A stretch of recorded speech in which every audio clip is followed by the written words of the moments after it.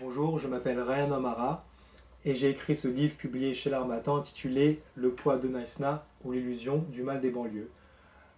C'est un livre qui revêt deux aspects, à la fois sportifs et sociologiques, et ces deux questions deux sujets qui m'intéressent particulièrement, c'est pourquoi j'ai écrit ce livre.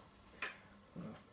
Donc, ce livre est une analyse qui tente de répondre à un objectif, l'objectif est le suivant, c'est en quelque sorte donc déconstruire une réalité médiatique qui a parfois été stéréotypée lorsqu'il a s'agi d'évoquer le scandale de Naïsna,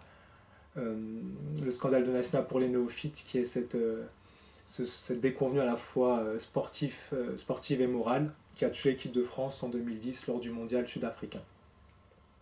Donc, pour répondre à cet objectif, la première des choses qui était nécessaire d'effectuer, ça a été en quelque sorte de s'immiscer dans l'univers du ballon rond, dans le monde du football, en évoquant des sujets et en tentant d'élucider des questions parfois fâcheuses comme la vénalité chez le jeune joueur, ou bien qu'en est-il finalement de la vie en centre de formation, comment se passe la vie en centre de formation chez ces jeunes qui intègrent les antichambres des clubs pro à l'âge de 13-14 ans et se construisent dans un univers assez particulier. Et donc de fil en aiguille, il était nécessaire d'évoquer le traitement médiatique de l'information au travers du scandale de Naïsna.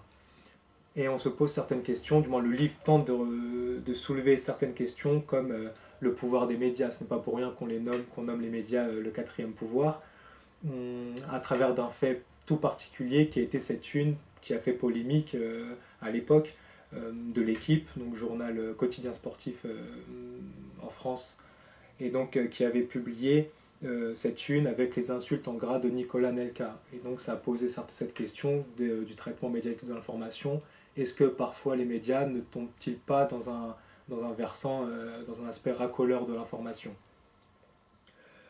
Et donc, à travers du scandale de Naïsna, certains analystes ont parlé donc d'une équipe composée de joueurs voyous, de joueurs caïds, d'une génération racaille, donc ce sont des termes assez péjoratifs, et de fil en aiguille, on est arrivé à se poser à la question de l'intégration en France. On a parlé d'amour du maillot, de chanter l'hymne national ou pas, enfin plein de questions qui finalement ramènent à cette thématique de l'intégration en France.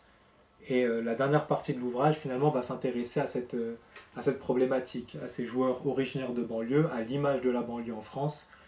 Et dans cette partie, on va se poser ces questions.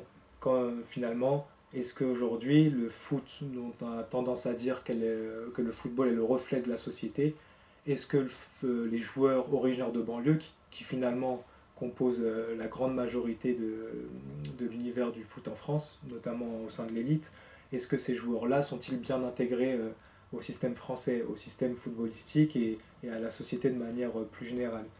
Et donc en un peu plus de 100 pages finalement, cet ouvrage tente de répondre à une question latente qui est présente tout au fil de ces pages, qui est la suivante: qu'en est-il de la question identitaire en France?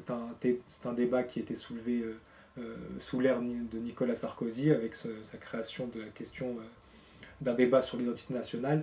Et finalement, on peut se poser la question aujourd'hui si cette thématique pose toujours problème et si la question a finalement été résolue.